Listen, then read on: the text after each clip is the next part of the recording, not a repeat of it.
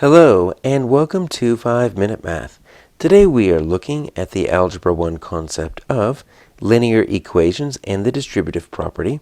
This is standard A.5A in the great state of Texas, and we are using item number 42 of the 2022 released STAAR test.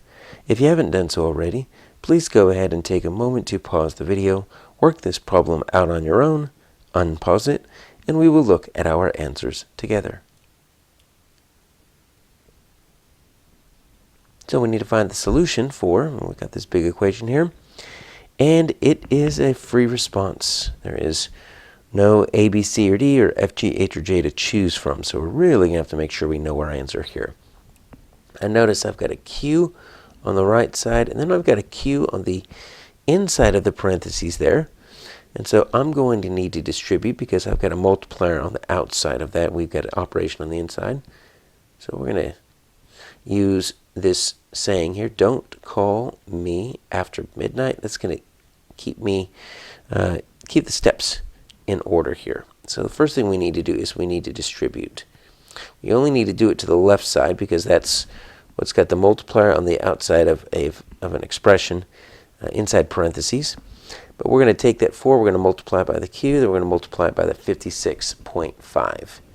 And so that's what that distribute means. So it's going to be 4Q, and then plus, you have to keep that operation in there, 56.5 times 4, that's going to be 226.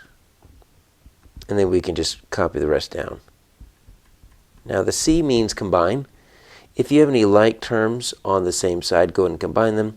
Sometimes you might get a minus 112 plus 36 on the right side or something like that. You'd need to combine those, but we don't have any. So we can keep going to move. So we're looking at our Q's. We want to get all the variables on the same side. I've got 4 Q's on one side. I've got 30 Q's on the other side. So I'm going to subtract 4Q from both sides. That's going to keep a balanced equation, but that's going to move it from the left to the right. And the key is you want it to stay positive. So if I had done the 30Q, subtract that, it would give me negative 26, which you don't want a negative Q. At the very end, you'd have to multiply it by negative 1 just to get it back in its pane. So we got 112 to 26. Now, what do I need to do is I need to start to isolate the variable now that the variable is all on one side. So we're going to subtract here because, or we're going to actually add because we do have a subtract. We're using the reverse steps of the inverse, the order of operations here. So if I add 112 to both sides, right, that's going to take care of that. I got 26Q.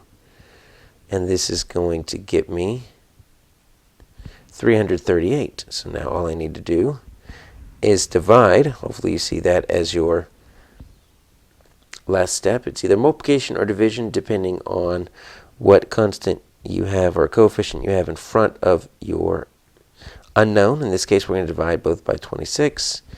And that is going to give me a Q of 13. Seems pretty simple. Now, how can we verify? Well, what we need to do is let's plug it back in. Since there's no F, G, H, or J to choose from, right, let's plug it back in. Let's see, 4, and then it's going to be 13 plus 56.5 equals 30.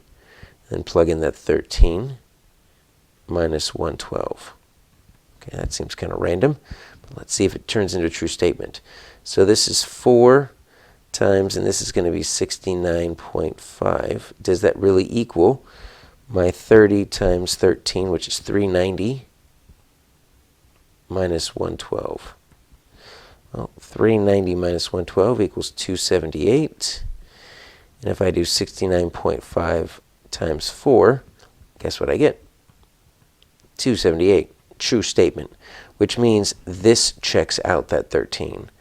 And so since it's a free response, you're going to actually get a bubble area like this. It's called a floating decimal because you can actually put the decimal anywhere you want to. So go ahead and just bubble it over to the right, 13, and just bubble in the 1 and the 3. You don't need to add in the plus over on the left-hand side. It's already assumed to be positive, and that's your answer.